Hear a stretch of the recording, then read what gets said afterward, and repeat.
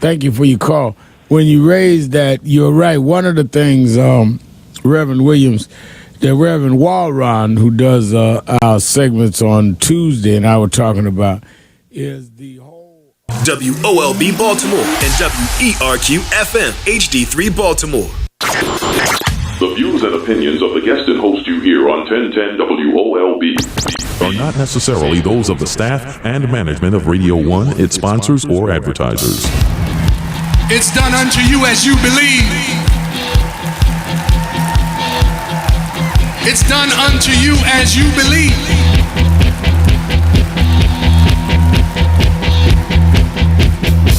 I'm gonna get there, yes, somehow. Push my way through the crowd. I'm gonna grab you by the hand to a place we will stand. Stand proud, no fear. It's clear I believe in you.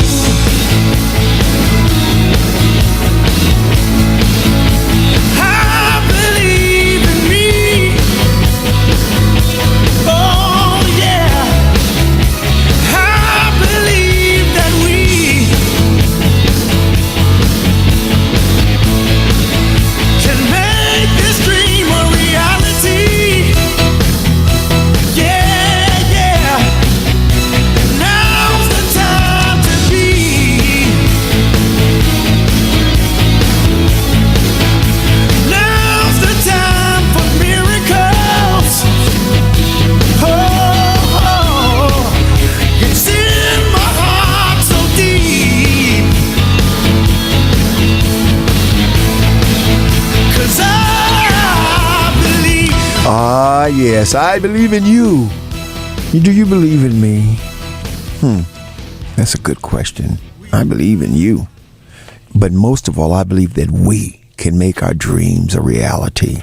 Welcome to Patrick Henderson's Meet the People on WOLB 1010 Baltimore. Oh God, where the information is power, but we know that it's not power if we do nothing with it. So that's what we's up in here, off in here today, to do something about it. Welcome. We are so excited about being here as usual every Sunday on Spirit 1400. That's 1400 AM radio, or mybaltimorespirit.com, or here every Monday here at 11:30 on WOLB 1010 Baltimore, or Baltimore, or WOLBbaltimore.com for those of you that are listening in across the nation and across the world. And I would like to thank all of you all, not only our Baltimore listeners, but around the country. You send me text messages, you send me emails and thanking me, and many of you tell me about the same things are happening in the areas that you're living in.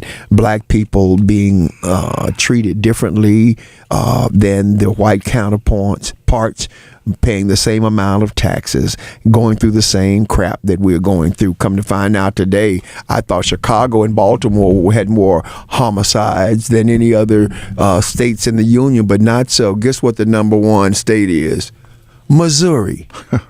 Is anybody surprised? That's where the whole idea of the black man is what? 2/3 of a human being? 3/5 of a human being. That's where that all started. So it's still alive and well there in Missouri. So, we have to count our blessings. But I tell you what, we all have got faith. But faith without works are dead. And the bottom line is that we do not have to stand for it. All we have to do is stand up and say enough is enough. I see someone on here named Brandon. Who is that? Do you know?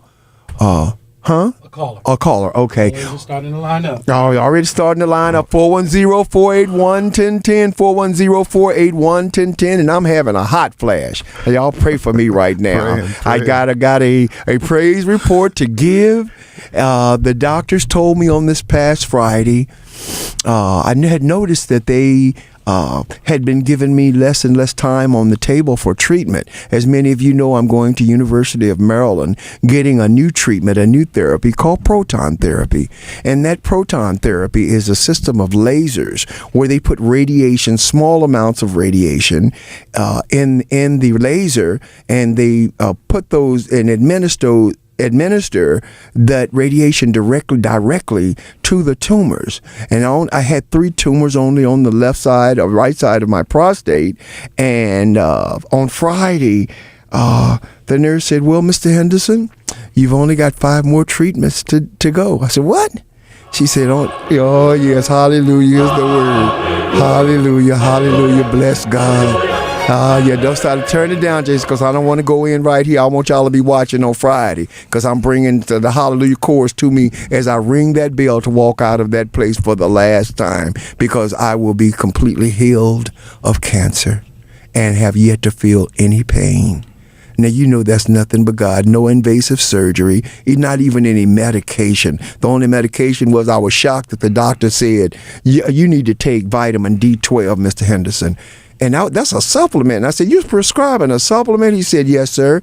He said, black people have a 25% deficit of vitamin D in their blood. And the reason that is one of the reasons that they got more diabetes, the more they have high blood pressure. All these things are directly related to the amount of vitamin D in our blood. And our doctors don't tell us about it because they want to keep treating us and selling us medicine that keeps us alive but does not heal us. So y'all need to get on to yeah, that's right. Start taking vitamin D and start taking them clothes off, putting on some suntan tan lotion, getting out there in that sun, laying out there for a few minutes and letting your babies run around without a shirt on and stuff for a little while, because we need that sunshine. The sunshine, that vitamin D in that sunshine is healthy for us all. It helps to sustain us. Well, I tell you, I got to talking and stuff, and before I introduce my co-host, I want everybody, if you're near a radio, I'd like for you to touch it. If you're driving, do not do that. Do not close your eyes. But if you're near radio and you're under the sound of my voice, I would like for you to close your eyes. Now, no drivers. Don't do that. Please don't do that. But we're going to pray right now. Oh, God, our Father, Lord, here we are. Here we are, another Monday, another week, oh, God, that you've kept us, oh, Lord, from hurt, harm, and danger. Some of us didn't make it through without harm or danger, oh, God. I'm praying right now, Lord, even for my 2 roommates who were on their way from work the other day, and they were right. They will probably be there the rest of his life. Oh, God, we just thank you for the kill them. They didn't hit them to the point. They didn't take away their lives. Oh, God, we see that the danger is getting closer to home and is striking closer to each and every one of our lives, oh, God. Lord, right now, we ask you to help us, oh, God. Touch the lives, touch the minds of these young people, these people, oh, God, that don't know what to do, don't have any other way, and all they can think of is taking from others.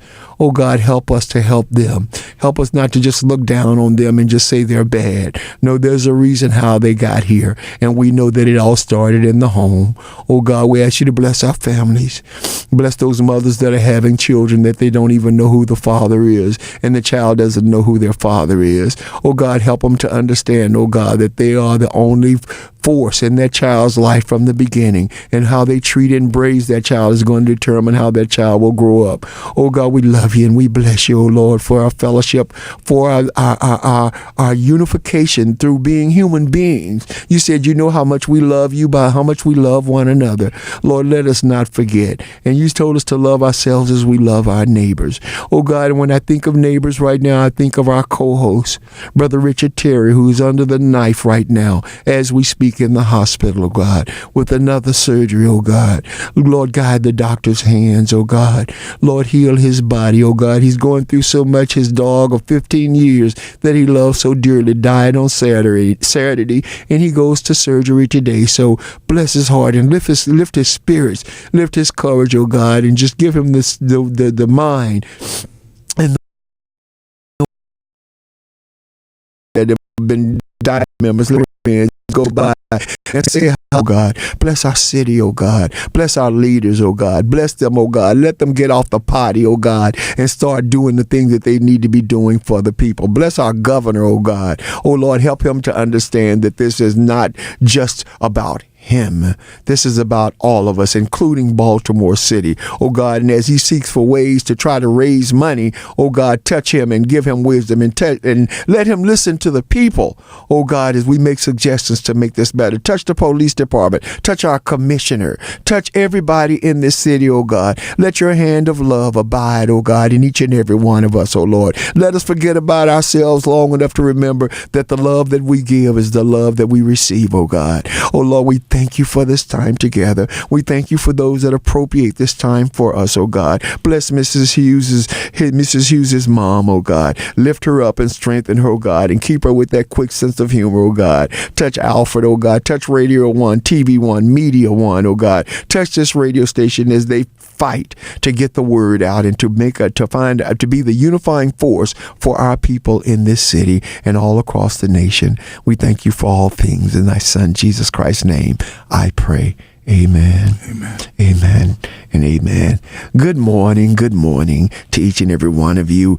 Please say hello to my co-host, the only one in the room so far with me today. I understand another one's on the way. Hi, James Moran. How are you today? Good morning. I'm doing well. And good morning, Baltimore. Good morning. Good morning also to our incredible producer, also co-anchor, Jason Rodriguez. How are you today, Jason? Good morning, family. And you way too kind, Patrick. Well, no. Just want to remind everyone that you are now tuned into the Patrick Henderson's Meet the People radio show. You could find us also on Facebook, Periscope, and YouTube, and watch everybody live in all of their glory, including Patrick Henderson this morning. Oh, yes. The Lord, Spirit of the Lord is upon me.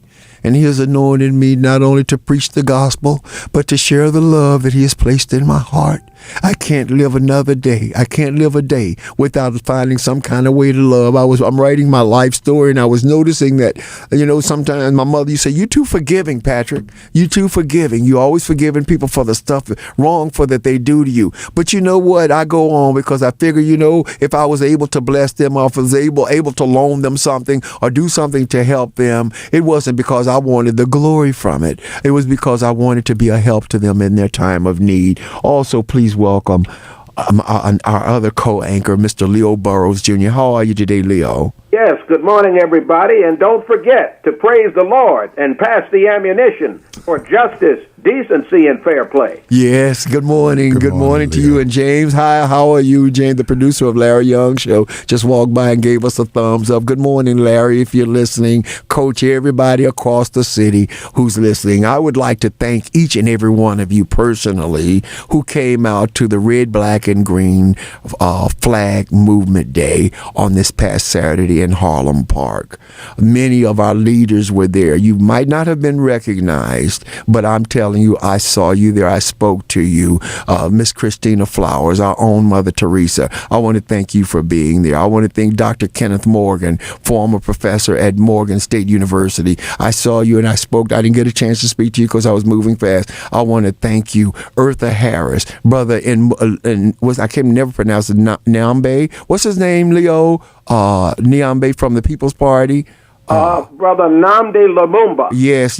I would like to thank him and all of the community leaders that were there. I want to thank you for coming out and showing your support for the cause. It was an incredible day. It was tremendously hot. We had about 200 people, and we did get to do the flag, and it was just a wonderful, wonderful hot day. And I want to thank the principal of Augusta Falls Elementary School who gave us permission to use the park, and we'll hopefully we gave it back, sent it back to her just like we promised her we would. And for the insurance company that gave us the policy that the city said we had to have in order to have it, we want to thank you, Mr. Ugly Insurance. He's an African. I know it's an unusual name. People are laughing at the name. I think I would have changed the name, but it's not my company because it is Ugly. Ugele, and that's but it's African. A very nice man.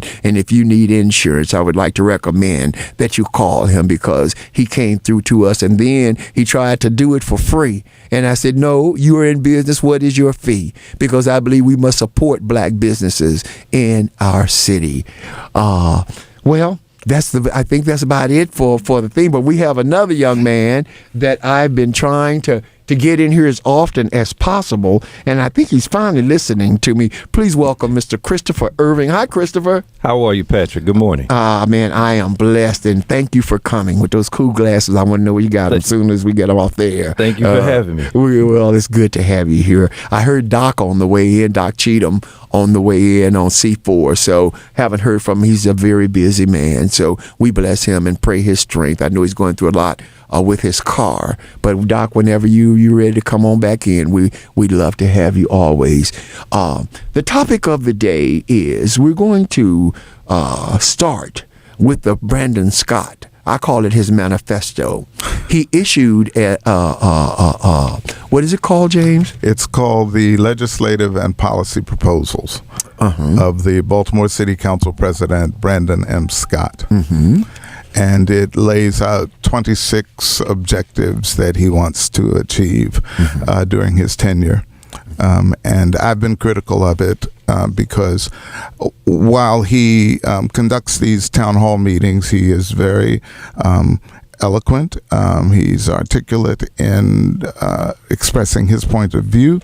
But when you read the document that he has submitted, the document of those 26 objectives, 24 of them say, as council president, I will. Only 2 of them suggest that he's going to work with anyone else. My problem with that is that he alone cannot fix it. That's right. And what I expect to see in any kind of plan as president is to show leadership. And the way you show leadership is that you work with others and you try to accomplish a common goal.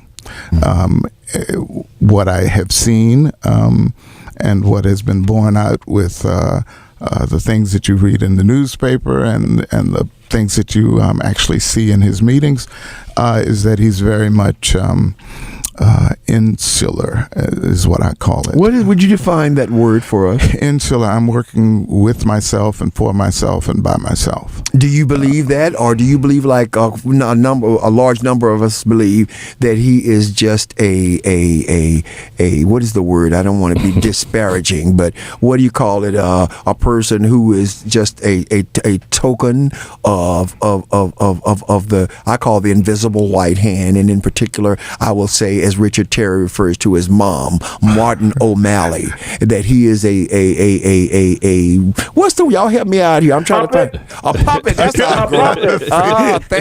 Thank you. I was trying to find the right verb or adjective to describe. I go by what he has written. If this is the blueprint that he is establishing for his conduct as the president of the city council, that's what I'm going to address. He may be a puppet, he may not be a puppet. I can't ascribe those kinds of motivations to him.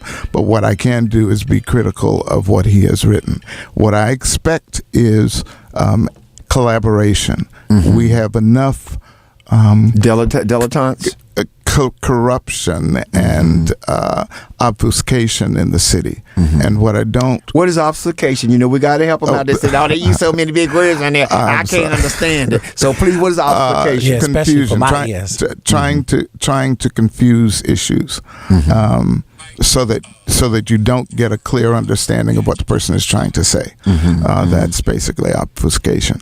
So I look at these things, and I was very happy that somebody is thinking about a lot of issues, but I was very sad that it doesn't appear that he intends to work with his council colleagues. And his council colleagues are people that you and I voted to senior leadership positions in the city, and we expect those councilmen to abide by the wishes of their constituents. Yes, sir. And we also expect those folks to work with each other. Yes. If I see a complete plan with 24 items saying, I will. For example, he says, I will pass legislation. Well, no, you won't.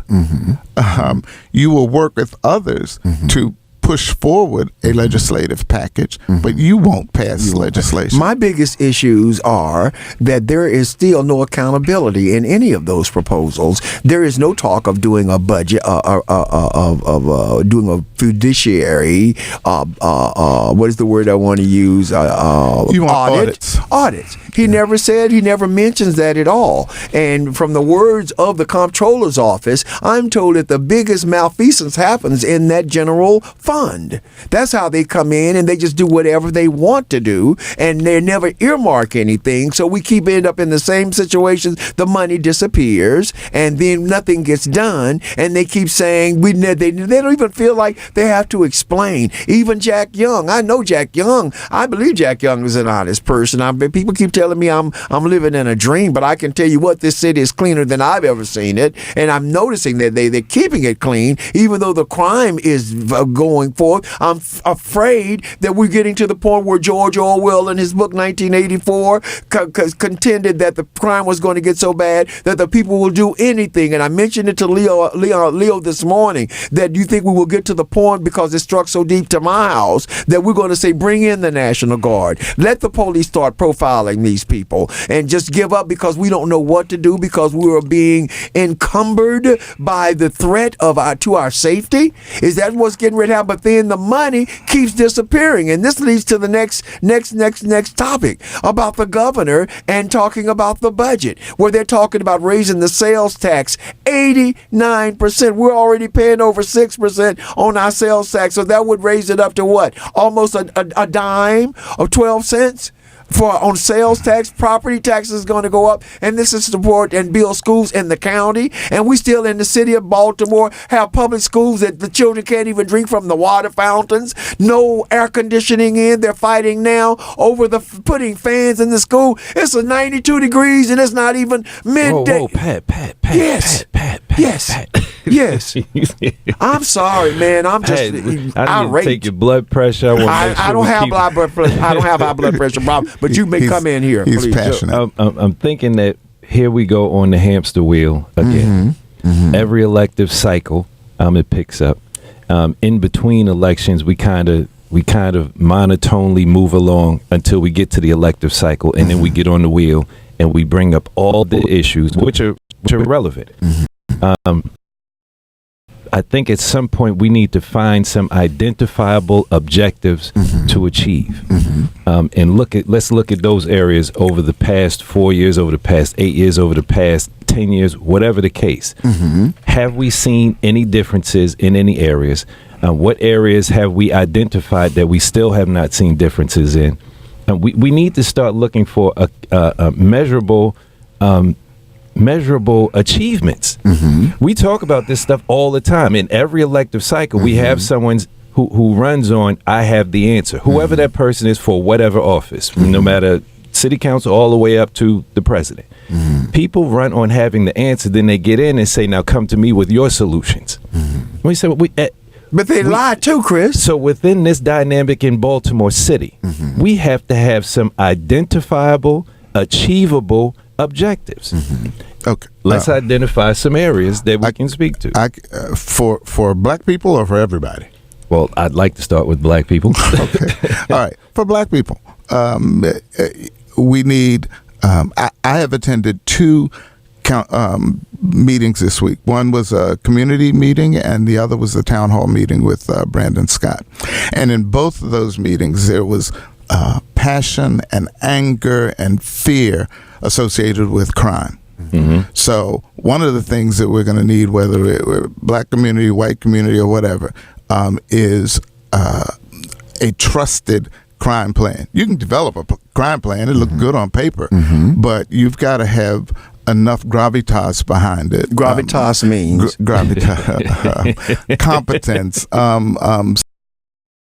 Magnetism to draw people to you. Knowledge, historical knowledge. You have to have all that stuff so that people trust that what you say is what you're going to do. Integrity. So that's one thing you need. Another thing you need is, I call it in downtown versus uptown investment.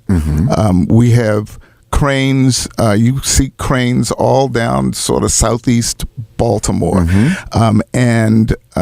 I actually went around the sort of Gilmore Projects, Easterwood section of town. I haven't seen a crane yet. No. And the measure of vitality in a city, in many cases, is the number of cranes you see. So what I want to see is some cranes in 21217, 21216, 21223 zip codes, 21215. Please don't skip 15. So, I'm not. So that's two things. I'm calling investment which recognizes uptown and I want a transportation system that works. The governor decided to give close to $1 billion back to the federal government, saying we didn't need it in Maryland. And he substituted $135 million bus plan. When he rolled out his initial plan, if anyone remembers, he left Baltimore off the map at the press conference. So that sort of tells you what he feels about Baltimore. And then I attended a bunch of community meetings and actually staffed some of those. And what I found was nobody that was developing the bus plan was from Baltimore. And they were taking areas that were vital to the black community and just decimating them. Well, but you're particularly talking about Edmondson Avenue, aren't you? I'm talking about East Baltimore and West Baltimore. And West Baltimore. But I believe that he said that the reason he didn't want to do it was because it wasn't nothing but a bus. Put it on my Facebook page, those of you who are looking at us via Facebook. What are the suggestions for a crime plan? You know, I don't like to just talk about what the problems are. I do like to talk about what we can do. I'd like to hear what you got in your mind. And Leo, are you still there? Yes, I am. All right, I'm coming to you next. Go ahead. So one, I'm hoping that we, as the constituents of the city, the residents, will start to more clearly identify the people who are supposed to respond to crime as a structure, as an outcome. So whether not just the police department, but we have a public safety committee within the city council that we haven't heard much from. They're supposed to be a part of the conversation. Crime is an outcome. Look at a math equation. It comes after the equal sign. We need to be more attendant to the factors that drive the outcomes, the factors within the equation. And so we talk about crime, but we should be talking more about education, more about housing, and those attendant agencies should be involved in the discussions of the outcomes. So if we're talking about crime and public housing, we need to have the housing department in there so we can talk about some of the conditions in the housing that might drive some of the outcomes that we get. We need to have the educators involved in the discussion so they can talk about what's going on during school, after school, that might drive some of the juvenile justice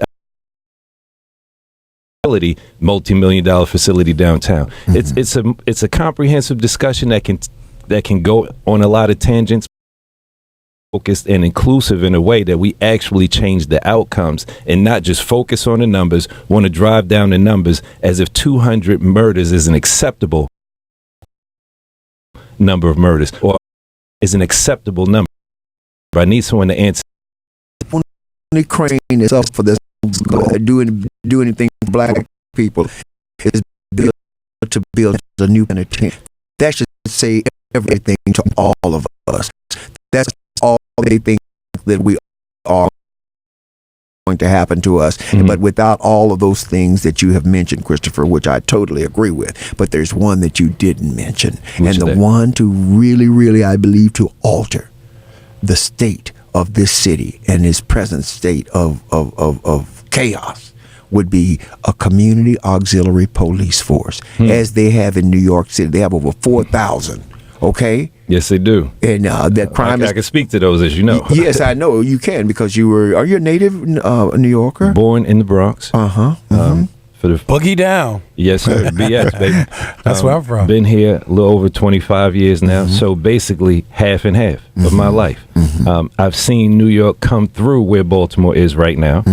And so there are some solutions there. Some of the things that people think were solutions we would want to throw out, including all of the stop and frisk stuff. But there are a lot of solutions that New York led on.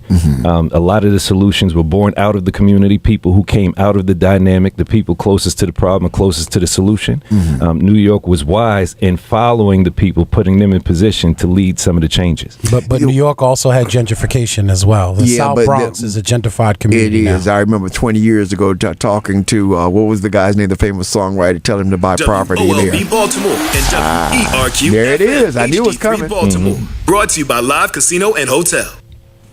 Sorry about that. They did that automatically. I knew it was coming. I was trying. That's all right. It's done now. You are listening to Patrick Henderson's Meet the People on WOLB 1010 Baltimore. The reason that I wanted to ask you, because you've actually lived through it. You saw it. You lived through it, and many of you don't know. Christopher went to boarding schools. He's very well educated, and I'm not saying that to make him feel any better about himself, but he is very, very bright, well educated. But he had a flaw. He went through something in his life. He served prison time, but here he is today running for office, and not only is he brilliant, and not only okay, I'm not supposed to mention it. Well, I heard he was running. Okay, I don't know for sure, and I will neither confirm nor deny. Thank you. So we good. Okay, we can't mention that, but I want to thank you for coming in and showing your commitment, because Christopher has a program called the Lazarus Program, right? The Lazarus Right, correct. The Lazarus Right. And what that does is to cut down on recidivism. That's young people going back to prison after they come out. He has a program where they can get their CDL license and their GEDs, working with Baltimore City Community College. He's not just a bunch of talk. This man is doing things. So I appreciate your thing on your thoughts about crime. But I also believe that there's another thing that can be done besides the community auxiliary police. I believe that every home should have sit there and watch their blocks, and when they see people walking, breaking in cars, doing anything that is suspicious, they can call the police immediately, because the police, they choose to use their closed circuit TVs only when it's convenient for them. What if all the people had, and you could sit there, because many of our seniors are sitting at home watching soap operas. I don't call them nosy, I call them, and they sit there, they would be perfect for them to sit there and watch their block and be able to help us to be able to kind of curb some of this, because they can see the crimes in action. That's another thing. So community policing, auxiliary policing, closed circuit TV for every home, for everybody, a channel that people can sit there and watch it, is another effort that I feel should be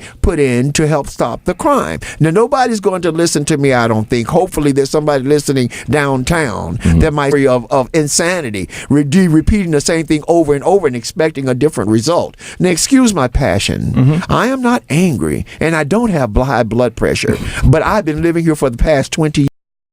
And I cannot believe what we put up with as a citizenry when we're paying taxes, when we're trying to live here, getting up, going to work every day, trying to live a decent life. Only 23 to 24% of Baltimore lives in poverty. You would think from the press and everything, or from the mentality of some people, that the whole city is poor. That is not true. But we will change nothing until we realize that we got to get our young people. As you have said, education is a major factor that's missing. So what do? I volunteer for readingpartners.org, because all you got to do is donate 1 hour a week to go in there. The biggest problem with our young people is they can't read. They can't go fill out no application. They're embarrassed that they can't do it. If you bring it up to them, you can see the shame on their faces, but it's not their fault that they can't read. It's the school system, and it starts at home. That's where it was. If education, my mama used to say, if your education ain't important to the parents, it's not going to be important to their children. And that's what we're living through right now, where 40% of the population of Baltimore has no high school diploma.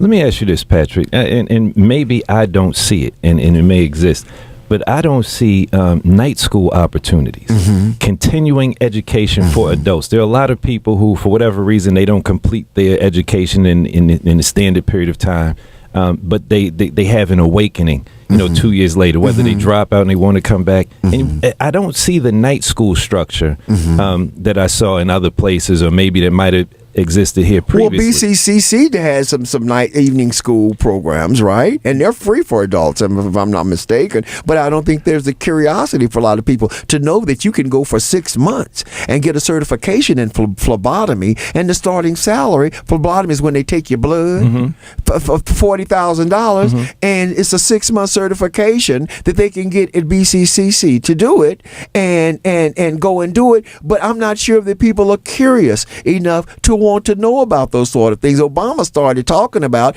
a doctor's office would rather hire you with that certification than he would somebody with a degree, because you are specific to what you know and to what you can do. So they're more interested in people with certifications at this point than college degrees. But we don't seem to be, there's not that eagerness to want to do it. I don't know if it's the fear of living for nothing, as Jackson Brown says. A lot of us have just given up. A lot of our young people go and join the military. And we know that's not a good idea, because if it's a hot war, they put us on the front line first. We're the first killed in every war that's ever been. They put black people on. So that's not a good idea. But Patrick, I think you're absolutely right. Education is definitely the key denominator here.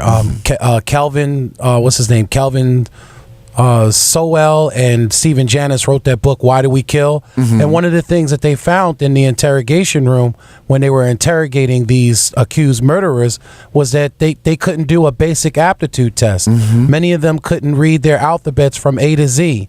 Many of them couldn't even read statements that were being presented in front of them as far as their rights were concerned. And they couldn't do basic mathematics. Well, you look at R. Kelly right now, sitting in prison, and he is upset because he can't even read what they're saying about him, what his lawyers are giving him. He is totally illiterate. So just give you an idea of just really to center it all. Bubby, I see you. Brandon, I see you. Leo, hold on. I'm going to get to the line, see what Brandon has to say about this. Brandon, welcome to Patrick Henderson's Meet the People. Thank you so much for holding. I know you've been online for quite a minute. Do you have a question or comment, sir?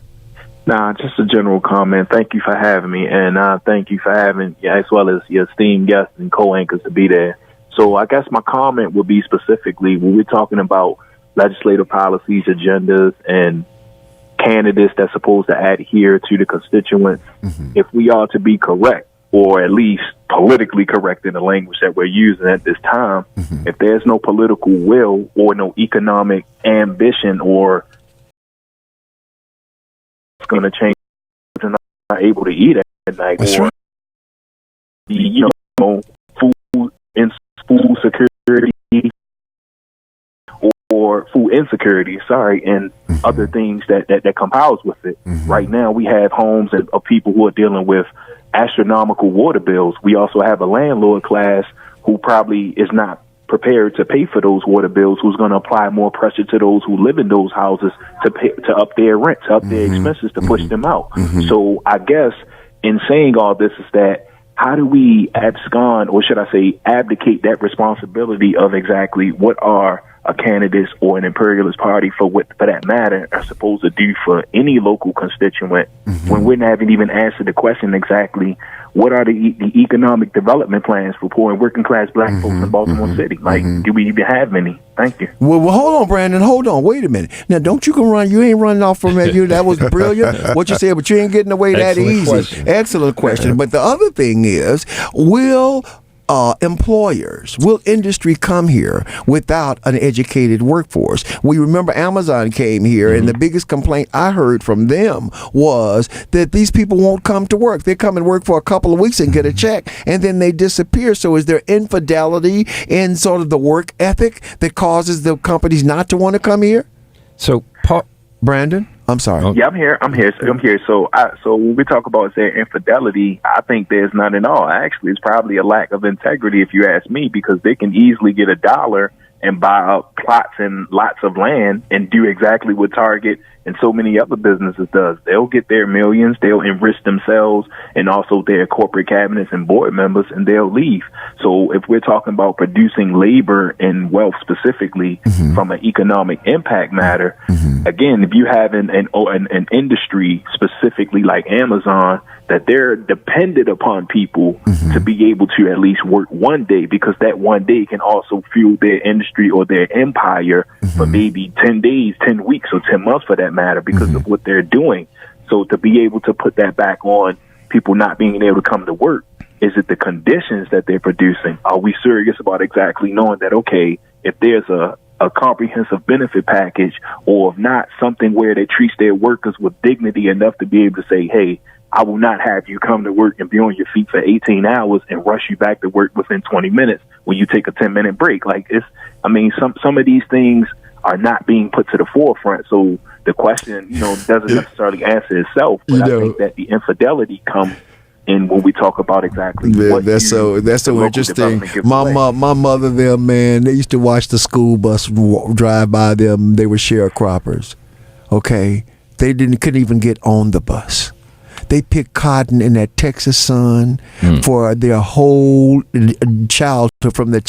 So I'm confused. You got to help me out here, Brandon. Okay. So since you used the sharecropper analogy, I'll try to address that. Is that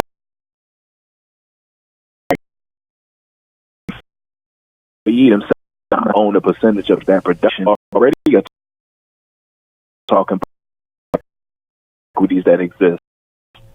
And then if we able to come and enrich your company, health, that's just something, given that most employees can care compared to a time little to no money.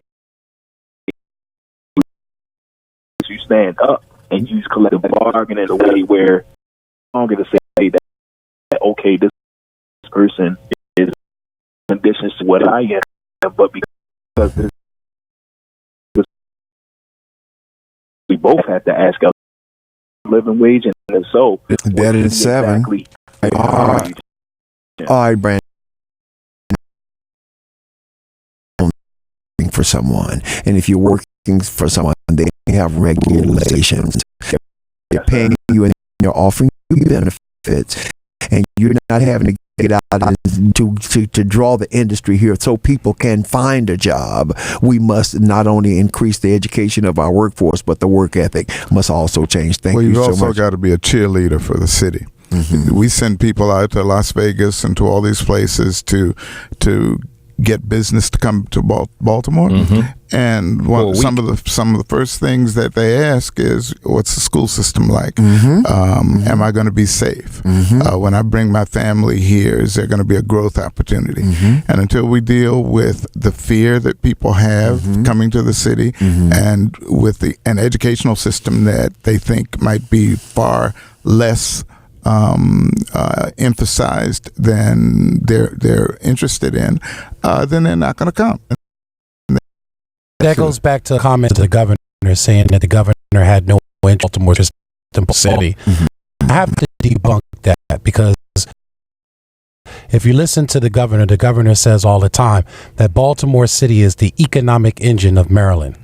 He says that all the time. Yes, he says it. And that's because he doesn't necessarily look at our community as the economic engine. He looks at the middle class, educated, white workforce that's coming into the city. But there's a lot of educated black people here. Then he should have put it on the map. The majority of the city.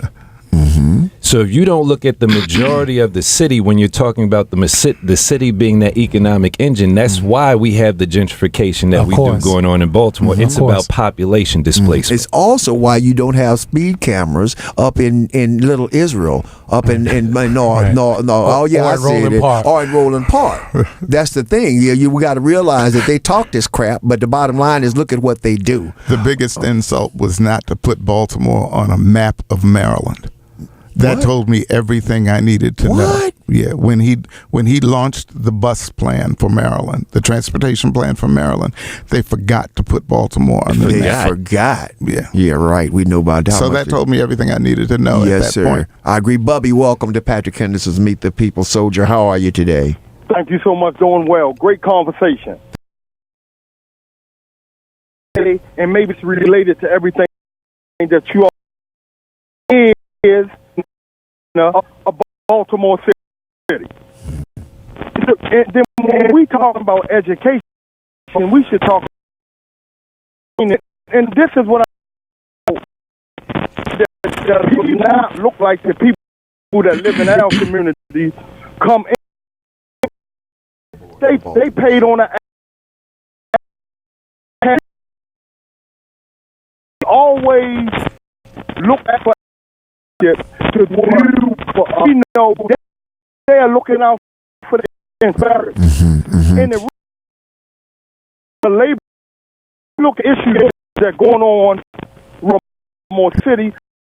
Who work does not know of Baltimore City. Her name? Let me tell you this. People have complaints from the Baltimore City Housing Authority, complaining, including myself. And do you know she had that nerve and the audacity to tell me that she have no authority over the Baltimore City Housing Authority? Now, see, this is what citizens are complaining to me about. When they do the right thing, they are punished, and nobody stand up for them. This is ridiculous, and we must start calling out black faces that working for white places in this city. Ooh, I like that. Black faces working for white places. Did you like that? Did you like my shirt? Did you like my shirt, Saturday? Yes, I did. Thank you for coming too, Bub. I'm sorry I forgot you were there. I didn't forget you were there. I was just trying to think of everybody that I had a chance to speak with or shake their hands or saw there, and I'm sorry. Thank you. Yes, I did see that. But I wanted to. They haven't even updated their website. The Office of the Commissioner. They're still talking about their strategic partnership with the Pew administration. Exactly. So they're not only are they behind, but Brandon Scott, if anybody's listening from your office, if the mayor is listening, Mayor Jack Young, you're listening. What about the labor board? What about the labor commissioner? Is she ineffective? Doing her job? How does she tell someone responsible for the people who work on public housing in the city, and she's the commissioner of the labor board? How is that possible? Hey, Patrick, yes, sir. Remember, I pointed out to you Gay Pacific, where Janet Abrams, the executive director of the Baltimore City Housing Authority, went to the former housing commissioner, Dan Henson, to go to Glenn Middleton, who is the president of Local 44 and executive director of Council 67, to have him intervene on behalf of the housing authority against the employees of the housing authority to make them sign a contract. Now, see, but look at the greater point. What will give her the nerve to think that she can actually bribe Henson into going to Middleton? Because Henson worked for Beatty Contractors. They are partnership doing tens of millions of dollars with the Baltimore City Housing Authority. Now, let me be perfectly clear. Glenn Middleton, in this issue, he did the exact thing he's supposed to. He reported it to the chief negotiator of AFSCME Council 67, George Deason. So he did right. I don't have a gripe with him on this. I do have a gripe with him on other things, but I don't have a gripe with him. But my point is, why isn't Deborah Carter Moore, who knows my number, call me and say, Lucky, what's going on? Where this information coming from? And I could have gave him thing. And I'm going to get off. But do you know the supervisor tech of the Baltimore City Housing Authority, they suspended him pending termination. Why? Because they believe he gave me information about the $300,000 being misappropriated with the Hill campaign. Now, what was that $300,000 for? The Hill campaign. Basically what that is, because we did investigation at Gilmore Homes and found out it to be infested with rats and rodents, they put aside money to have a partnership with DPW. And another question, why is nobody not calling for Rudy Child to be fired? But that's another thing. But the money was for the extermination of public housing and scatter sites. With this guy who they terminated, they used his license, but he was an employee there. Then they figured or tried to find out, how do I get so much information? They terminated him and another employee by the name of Darius Lyons using fictitious stories while they terminating them. But if Deborah Carter Moore wants to earn her money, she should call me. But the first thing we should do is fire Janet Abraham or suspend her right now immediately. Jack Young, I know you listening. stand up and protect the people. Yes, sir. Thank you so much, Bubby. As usual, you always right on it. Now, we need, how long have we been complaining about Janet Abrahams? How long have we been talking about this board of commissioner Abrams and this commissioner? Her name is just coming up. Mr. Mayor, if you are listening, we think it's time that thou dost protest and get rid of these people. If they haven't done anything over the last 4 years and they've been there 2 years or 1 year and they are ineffective, how about cleaning up your house? How about cleaning up these people and firing them? As I understand, I think the federal housing thing, that Janet Abrams, I think that she can't be fired. I'm not sure she can, but I think she should be put on some sort of notice that she is definitely not abiding by the whole idea that they gave up $300,000 to clean the rats out of these places, and the money came up missing, and it wasn't on the front page of the Baltimore Sun, and they fired the guy that was doing it and then tried to play like he was the one that was giving Bubby the information. It should let you know that there is a conspiracy going on to mislead the people. Pat, if I could, your caller Brandon asked the question, and I'm paraphrasing, that they need to do what, the people want to know what politicians are going to position. And I think that's part of the problem. It's not that the people want to know what politicians are going to do for them. The people should demand what needs to be done of the politicians. Right. And so in the instance where Bubby has all of this information, I've known Bubby for over 20 years, where he's had all of this information from housing and where he's proven to be accurate on the information that he delivers, there should be a forum on housing in Baltimore City that's not conducted by an elected official, but is led by people who have that information, people like Bubby. And then people should be called on to be a part of that panel and respond to the remarks he makes from Baltimore City agencies, housing and such like that.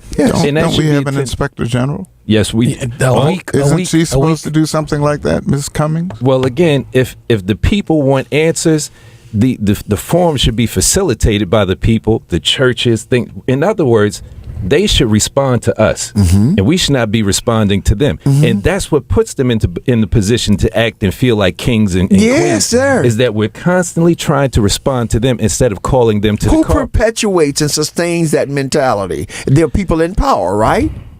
The mayor. Basically, well, Pat, let me do this. I like to as one individual, I like to take responsibility for where I don't get what I think I need. Okay. And so I refuse to keep acting the same way, thinking I'm going to get different outcomes. At some point, it's incumbent on me to start stepping up and saying, hey, Patrick, hey, James, we as the community, we should try and find a church who supports our vision and will host that forum for us. So now when we reach out to people who are active in their community, be it in East or West Baltimore, North or South, now we're building a movement. And so when we call on these city agencies and these people, they respond differently when they see a lot of people talking versus when they see one or two people talking. Absolutely. I agree with you 100%. You're listening to Patrick Henderson's Meet the People. There are a couple of lines open, 410-481-1010. And for those of you who hung up, don't hang up. I know you're probably at work or something, or you're at lunch, but please stay on. I'm going to get to you. We get to talking. We don't have a whole bunch of time, but trust me, I do want to hear what you have to say. We're going to go to Sean. Now, Sean, welcome to Patrick Henderson's Meet the People. Do you have a question or comment? Yeah, how you doing? Can I speak to the brother with the program? Yes, sir. All right, how you doing, bro? You say you're from New York. That kind of, my aunt from this town too. So part of what helped, I think, would be red tape. How much red tape the youngins have to go through to get a job or to get in a program? So instead of me coming up there saying, my name is Patrick Henderson, I may have spent a year or two in jail in 94 to 96 or something, and then these are my skills. Okay, what can you do? I know for myself, when I was in my 20s, you had to set up an appointment just to set up an appointment with the workforce, with these county workforces. So I think that's part of the issue, too, is this red tape. I understand people who get grant money from the state, they have to go through certain things. But even private businesses, you can't just show up and say, like I did in the 90s. In the 90s, it was two things. I used to tell people I got money in the streets and money in the suites, because we could go to work and then you could come home, not promoting it, but you could come home, sell a little weed, and make some extra money, because that's how it was popping out there. But you could also go get a job. So you work somewhere a year and they didn't pay you or treat you right. You know what you would do? You will go give them their 2 weeks, and you will go Monday to get another job, and by Monday afternoon, they was on your answer machine with another position for you. Wow! Thank you for your call. Did you want to answer that? He talks about the red tape. Yeah. Is that something that you don't? That's not an issue for you, is it? No, in your company, there's no red tape with us. So I want to try and keep it short. There's no red tape to answer his question. We're a program. We're not an agency. We're not supported by this city or the state. For as much as they talk about crime and do you recidivism. get grants? We're getting one grant from one foundation that saw what we're doing and supported, because we have to operate the equipment, run a bus, and keep it maintained and all of that. Okay. And again, but really short, the only weight with us is the fact that we are small and we're not supported except by one foundation. So we have a waiting list of 2 classes. We're only able to help 25 people per class at a time. So because everyone knows the benefit of the CDL license and so many people want to participate, but we can't run a day class. I still have to work during the day. So that's the weight with us, is just the class weight. Okay. Well, listen, 410-481-1010, 410-481-1010, and you're listening to Patrick Henderson's Meet the People. Richard Cherry? Richard? Can't keep a good man down. Oh, man. You done got him off the surgery table and called in? Or you canceled it?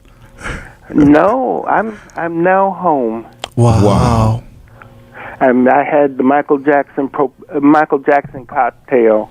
Oh, the Propofol. Oh, really? And they started everything on time, and I just came home maybe about a half hour ago, and I'm getting ready to sit and take a rest for the rest of the day. Bless you, man. He made him hurry up so he could get home to hear the Patrick Henderson show. Well, I heard that be on it because he one of the stars of this show. That's so good to hear, Richard. I'm just so thankful to them great doctors, and I'm so thankful to God for just guiding their hands and just bringing you back to us. Surgery, I don't care what nobody say, is a risk every time you do it. It just is. So we're thankful. So hold your hope. We got some questions for you. We're going to go to, I believe it is Shara on line 2 who's been holding. Thank you, Shara. Did I pronounce your name correctly? Shania. Okay. Jason tried. He didn't mean no disrespect, huh? That's quite all right. Okay. You have a question or comment? I'm looking at the whole situation. I understand the conversations that you all are having, and I agree with it all. United, we do not stand. We do not stand united. And this is why we're falling dividedly. When we have these protesters and everybody's out there, everyone is in their own little groups. You got the gays, the lesbians, everybody is in their own group. Everybody needs to come together. Everyone. And put God first. Nobody puts God first. They play with God like he is a joke. And this is why we're having all the things that we're having in the world today.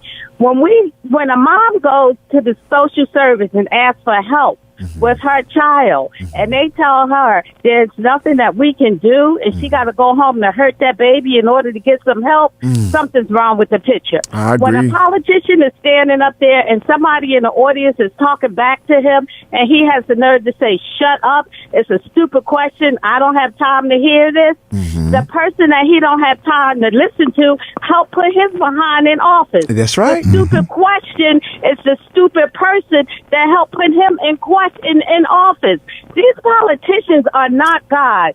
They are supposed to listen. That's what's wrong with the world today. We keep talking about mental illness. As long as we tell people, shut up, I don't want to hear what you have to say, it's always going to be some issues. It's always going to be some problems. You know, Shania. Education is concerned, yes, ma'am. I say that every child that's getting ready to go to school only have to do 2 things in life.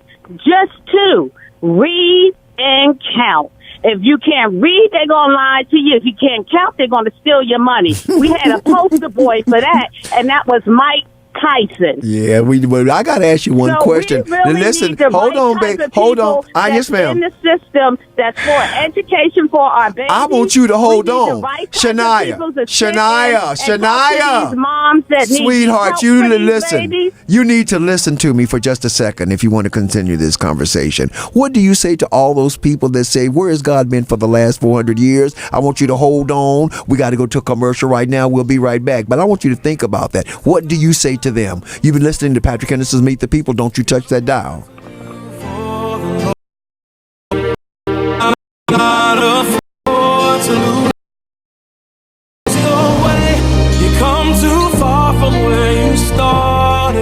WOLB Baltimore and WERQ FM HD3 Baltimore. Brought to you by Live Casino and Hotel. It's time for the Dam Jam. The Department of Public Works invites you to join them at the annual celebration of Baltimore's drinking water reservoirs, Saturday, August 24th, 10 a.m. to 4 p.m. at Lake Montebello. Dam Jam is a family fun event with face painting, wildlife exhibits, water tours, food trucks, vendors, and more. Enjoy entertainment from the Panama Band and the Trinidad and Tobago Steel Orchestra. Bring your lawn chair, family, and friends, and celebrate Dam Jam, Saturday, August 24th. For more information, call 410-545-6541. You don't want to mess with the IRS. They have the power to garnish your paycheck, levy your bank account, and even take your home or business. That's all true. But thankfully, they're offering a way out. The Fresh Start Initiative. If you qualify, you could save thousands. The experts at Optima Tax Relief will fight to get you the best possible tax settlement, and they have an A rating with the BBB. Call Optima for your free consultation. Call 800-799-0977. 800-799-0977. Optima Tax Relief. Man, how can you afford gas for that big SUV? I pay less for gas than everyone else. I got the free Get Upside Gas app and get up to 25 cents a gallon cash back every time I buy gas. Hold on. You're getting up to 25 cents off a gallon with the free Get Upside Gas app while I'm paying full price? You know it. People earned over $1 million last year. You just got to take a picture of your gas receipt and bam, up to 25 cents a gallon cash back. You don't have to tell me twice. I'm downloading the free Get Upside Gas app now. Download the free Get Upside app now in the App Store or Google Play to save up to 25 cents a gallon when you use promo code FUEL for a 20-cent a gallon bonus on your first tank. That's up to 45 cents a gallon on your next tank. Get Upside app at the App Store or Google Play and use promo code FUEL. Save money on gas on every fill-up. Download the free Get Upside app and use promo code FUEL. WOLB Baltimore and WERQ FM HD3 Baltimore. The views and opinions of the guest and host you hear on 1010 WOLB are not necessarily those of the staff and management of Radio 1, its sponsors, or advertisers. Please don't let the time you've sown be wasted on things that you later regret, wishing you never had once you realize it wasn't worth. All right, welcome back to Are you still there, sweetheart? Let me see here. There we go. There you go. Are you there? Yes. Okay. God, where's God been for the last 400 years? You said we've forgotten God. So I would like to know what your thoughts are on that. We have forgotten God. There's truth in the No. temple. That's not my question. Has God forgotten us? Is the question, ma'am. That's not Pardon me? Has God forgotten us? No, he hasn't. Where has he been for the 400 years? He hasn't gone nowhere. Where has he been for the last 400 years? You said where has he been? Yes, ma'am. He's here. Oh, well, that's the answer I always get. They never answer it. How about, God is God, but God is not the God we think he is. God is the God of love. All this other stuff he just lets us go through. Because I tell you, if he's the God that we think he is, there wouldn't be very many white people left on the face of the earth. Okay, let's go to line 4. You're listening to Patrick Henderson's Meet the People. Hi, Diane. How are you, sweetheart? Hey, Patrick. How you doing? I'm well, thank you. How's everything with you? Oh, it's good. It's good. I told y'all I ain't got but 5 more cancer treatments, and I ain't gonna have no more cancer. So ain't nothing wrong in my world today. God is good. No, I'm just checking up on you. Yes, you know, I appreciate your little sister checking up on you. Yes, He is the God of great possibilities. I speak of. What's going on in your mind, Di? Thank you. And thank Chris.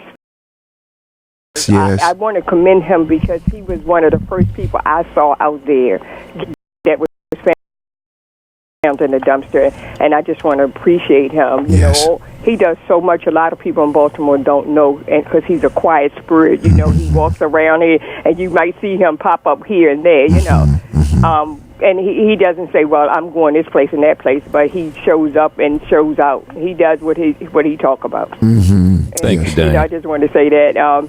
It's just, you know, so many things, you know, people get hung up with God. If God is a God of everybody, that's including us too, you know, he's not angry. We have not forgotten God. Then in that case, then I would consider that white people have forgotten God too. So why don't did they ever know him in the first place?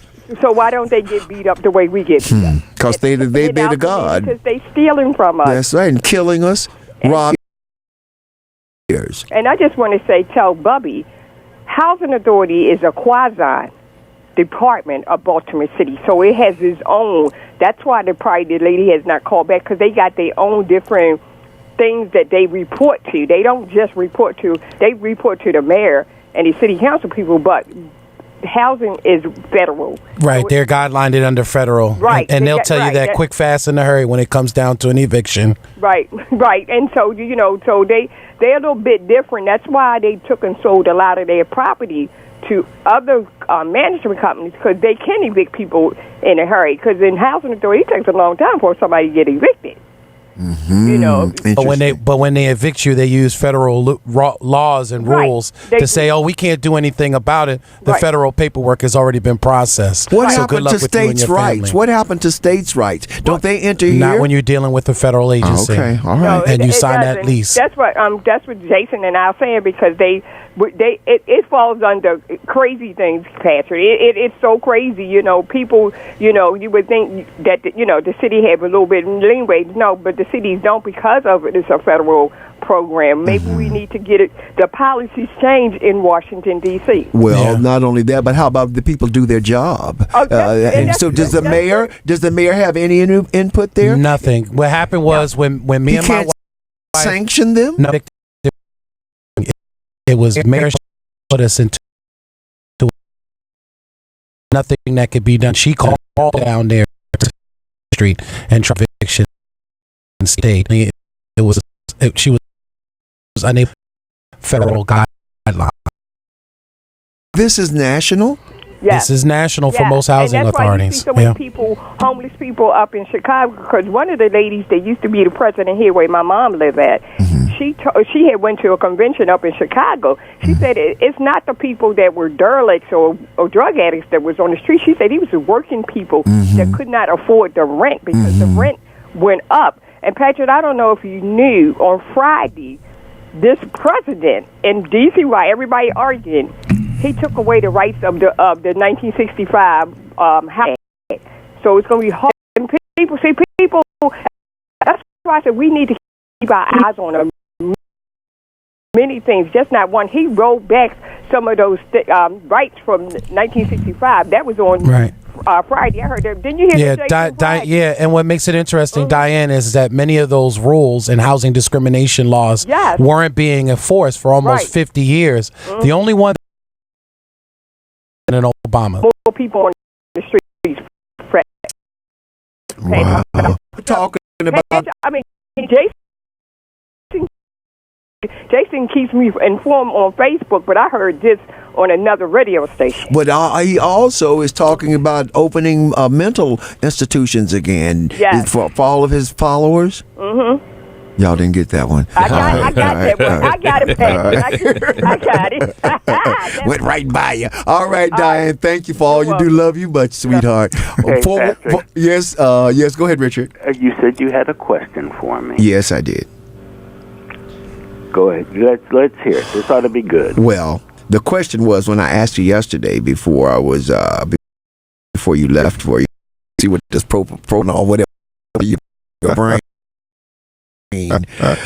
My big question was, and you brought up the fact, as I mentioned, crime in the city, and because of the book 1984 by George Orwell, were we getting to the state where the police we would want the police to go in and profile people and to call in the National Guard? Did you think we were getting to that point because it is struck so deep? We are almost already there. Okay.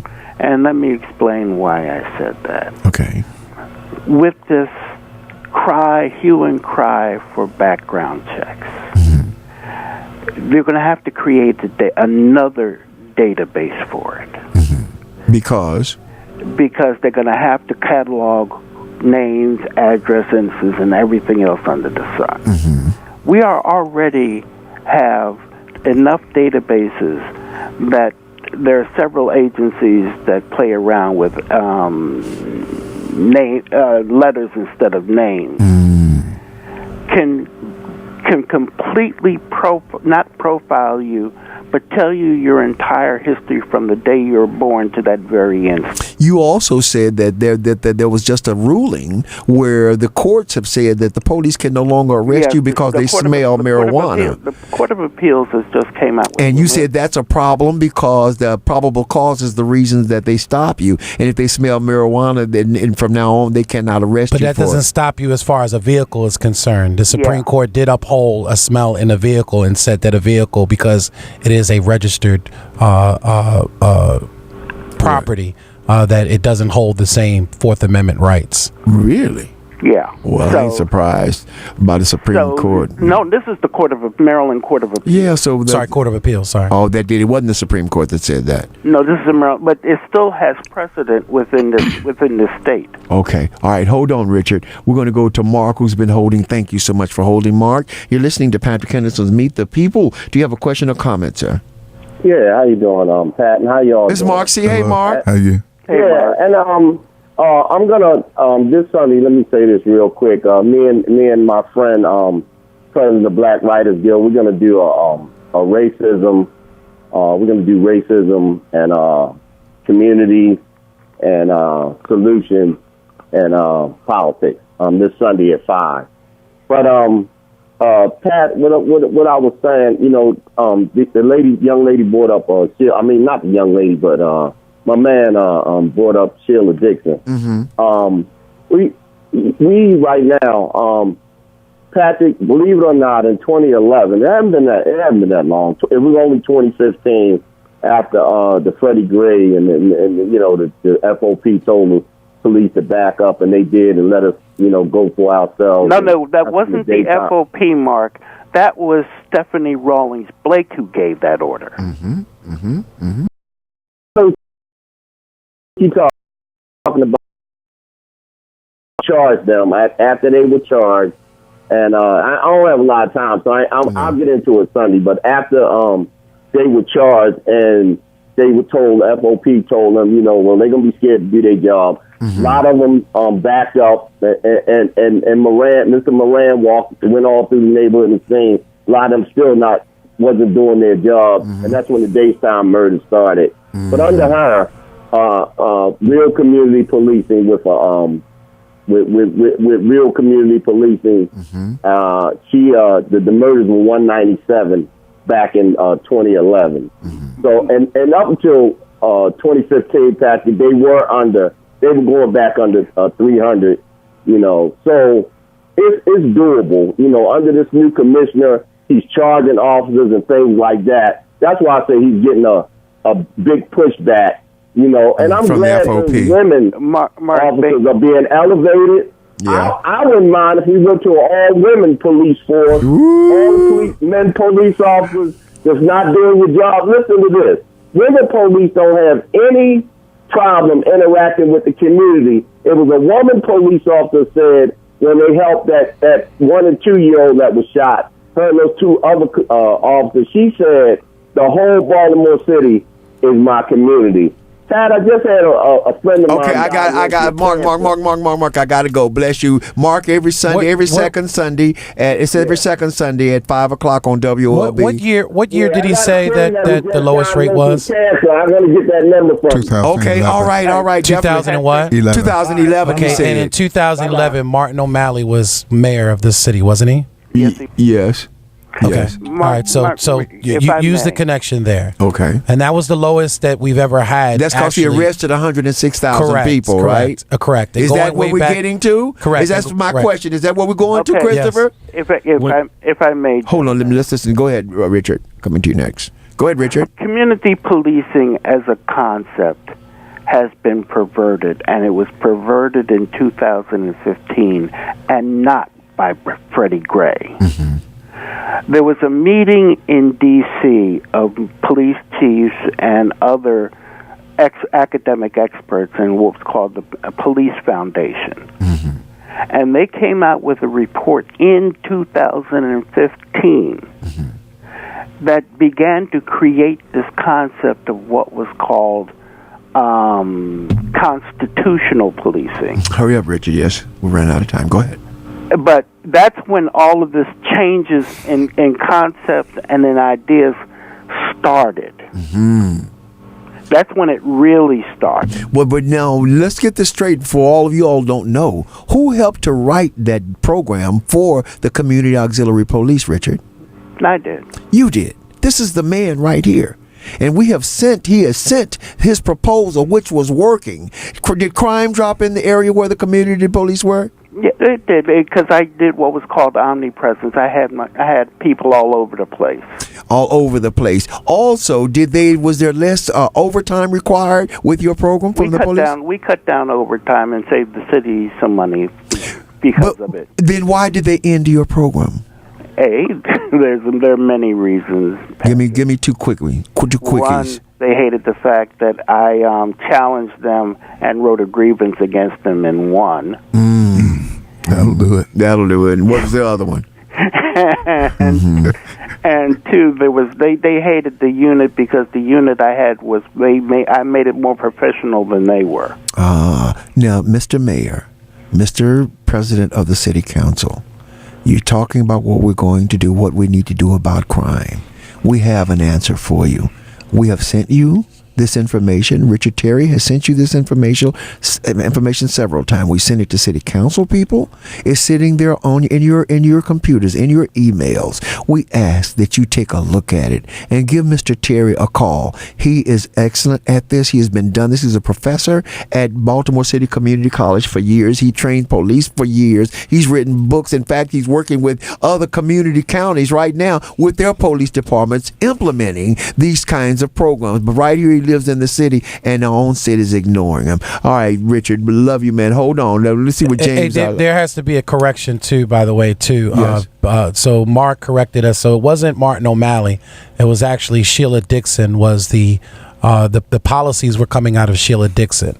Okay. So in many cases, you could say that because of what Sheila Dixon may have been doing at the time, may have helped to create jobs and opportunities and help the grassroots community at the time. Who said that? That's what Mark is saying, that it wasn't necessarily because of the zero tolerance. Sheila Dixon was actually in the office at the time.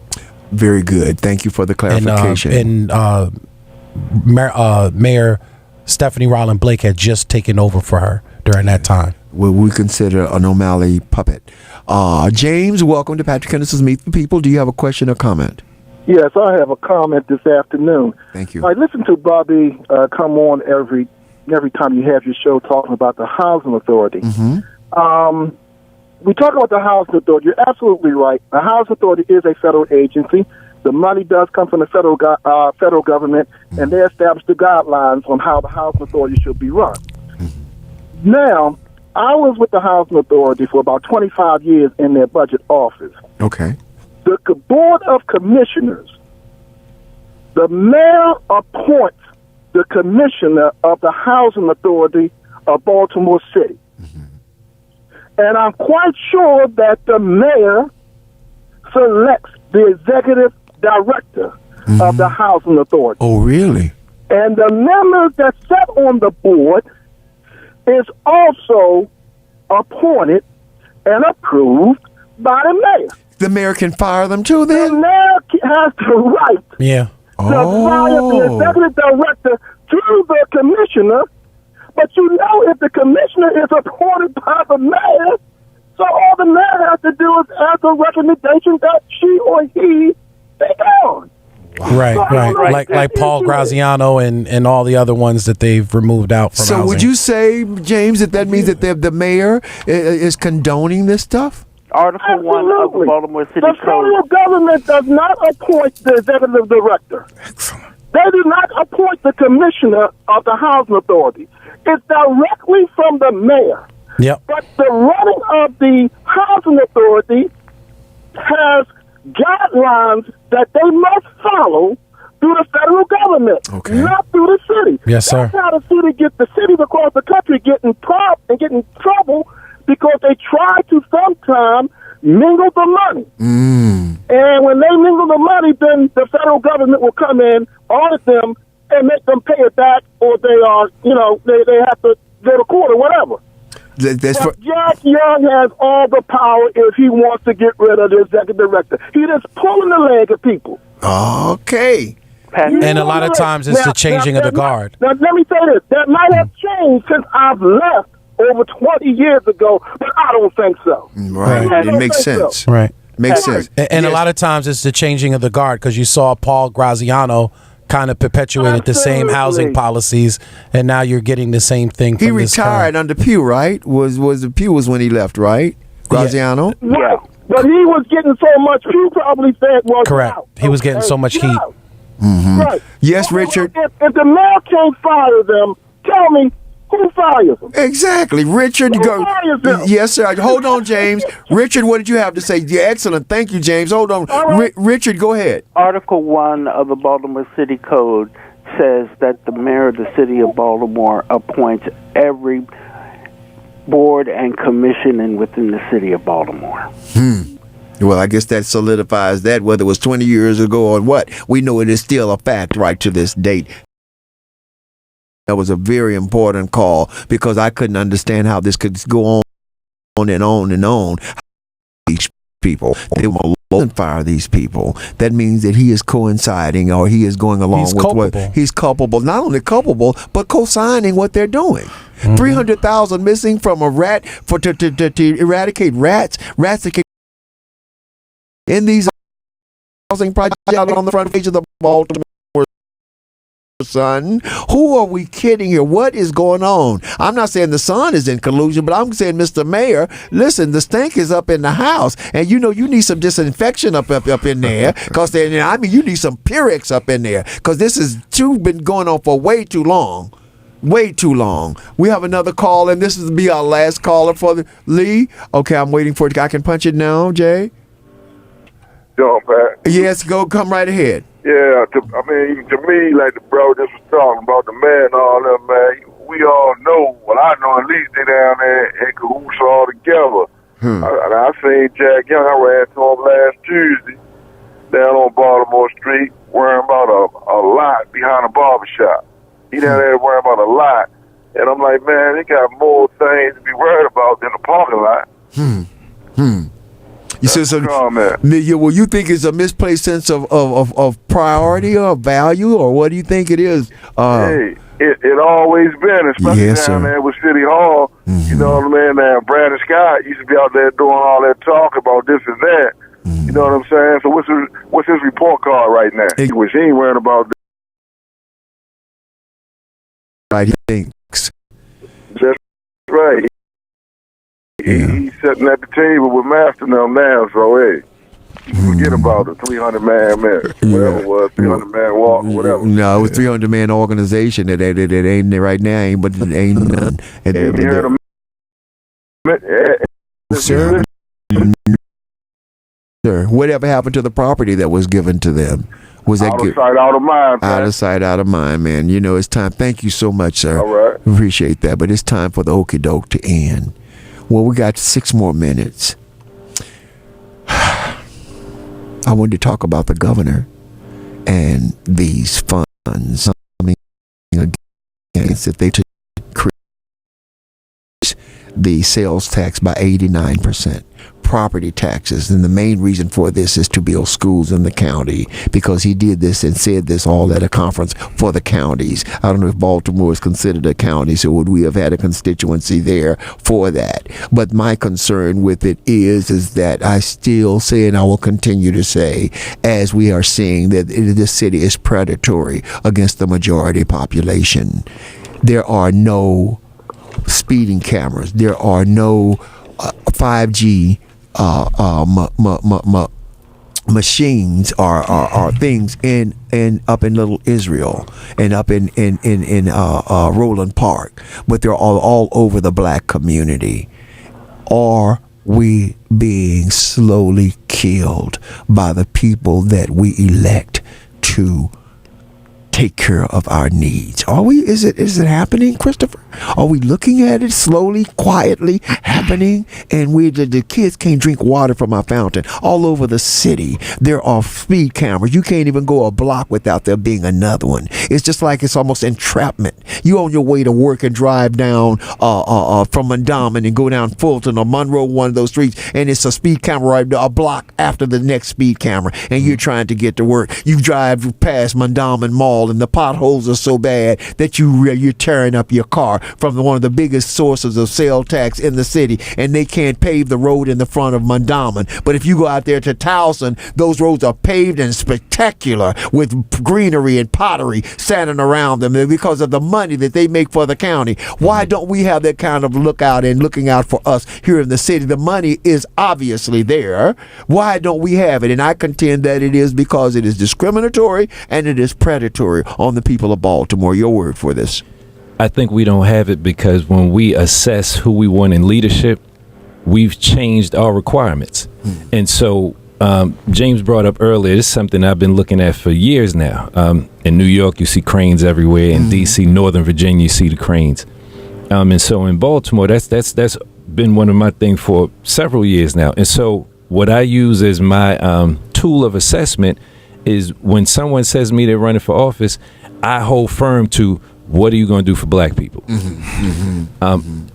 We see when there's mass shootings in different areas, we see people change their filters on Facebook and other social media to represent their interests, be it the LGBTQ community, be it immigration community, and that's fine.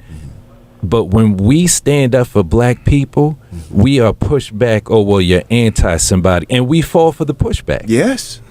At some point, we got to stand firm on, yes, I stand for black people. These are my people. Why? I'm not going to defend that. And if you ask me again, I'll tell you again, yes, I stand for black people. So we need to look at the city council. We need to look at our Baltimore city delegation and see who we believe in our own assessments. Doesn't need to be made, a public statement, but in our own assessment, who best represents the interests of black people in representation.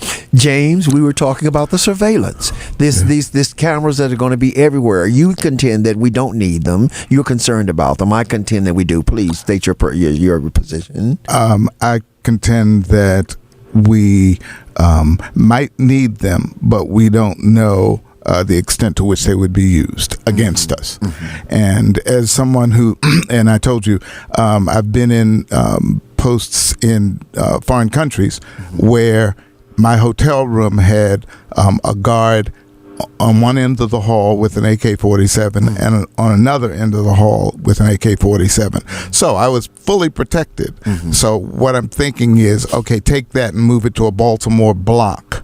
So do I really want somebody surveilling me with an AK-47 as a part of the authority of Baltimore? They get it on the camera. There ain't going to be no AK-47s on the camera. All I'm saying to you is surveillance could end up being detrimental to me and to mine. And then I look at the Fourth Amendment, which says I ought to have a right to be secure in my personhood. Right. And that includes surveillance? That includes surveillance. Jason, I know you have a thought. Got you a minute. Go ahead. Well, I'm actually a part of the oversight committee that's going to be with the persistent surveillance system. So you can't say nothing? I plan to. No, I could say whatever I want to say. Okay, I just know that I'm going to be a boil on Mr. Ross McNutt's butt. The one that's doing it. Okay. All right. I got and you. I'm going to bring as much accountability as possible. All right. Richard, your thoughts. You got 1 second. Richard? It's going to be longer than that. It's going to be longer. Okay, no. I want to see what it does, and what the major problem is. It's called where does the data go? It's called chain of custody. Who stores it? I agree with you 100%. Well, bless each and every one of you for listening to us today. We hope we've been a help. For the record, Pat, I'm against the surveillance. You forget the surveillance? Okay. That's two of us. For the record, I'm for it because I don't know what we're going to say. If it can reduce the murders. Well, I want them to see who shot me and killed me and robbed me. So if the camera will help do that. But we're going to talk about it next week, Chris. You're listening to Patrick Henderson Meet the People. They're going to take us off the air. Y'all better not miss that next Sunday and next Monday because it's going to be hot up in here. You've been listening to Patrick Henderson Meet the People. Have a great week. God bless.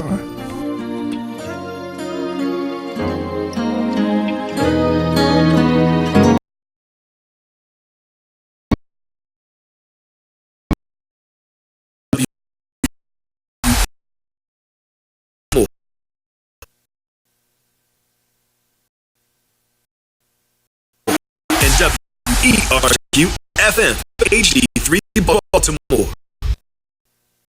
We will never fully understand what we've asked of our military service members, of their families or their children, asking them to deploy, patrol, stay on watch, on point, asking them to put themselves in harm's way, to endure it all. But we do understand that it's our turn, our duty, to bring them all the way home, to keep them secure, to have their backs for the rest of their lives. Wounded Warrior Project long-term support programs do whatever it takes to help our most severely ill or injured veterans live independently, at no cost, for life, so that